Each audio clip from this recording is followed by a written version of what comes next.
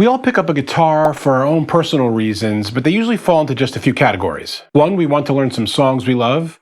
2, we want to play those songs in front of an audience. 3, we want to make some kind of career in music. Or 4, we want to write songs that hopefully people love, and then we get rich and famous and marry a celebrity, and then we have a really bad divorce that gets aired out to the whole world. Whatever your reason is, and actually please let me know in the comments below why you picked up a guitar in the first place.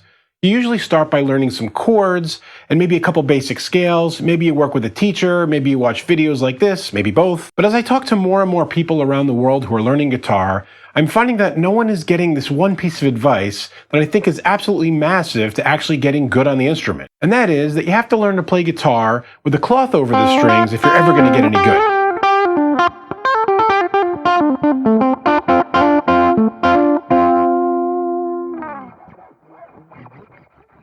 Yeah, that's not it.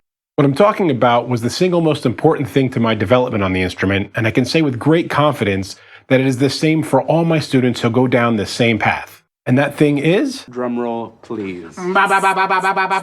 To record. Whether your goal is to play other artists' songs or write your own hits, when you get about the business of recording songs, you're going to actually hear the truth of how you sound. Why is this? Well, when you're busy playing the music, and this is especially true if you're singing too, you're so focused on actually playing it that you aren't usually really listening. It can give you a false sense of how well you are doing, and what you think sounds like this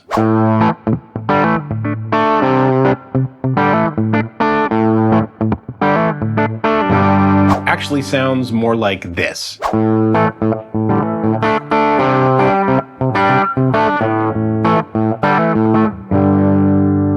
So if you're all about learning other people's music, why not consider recording your own version of it?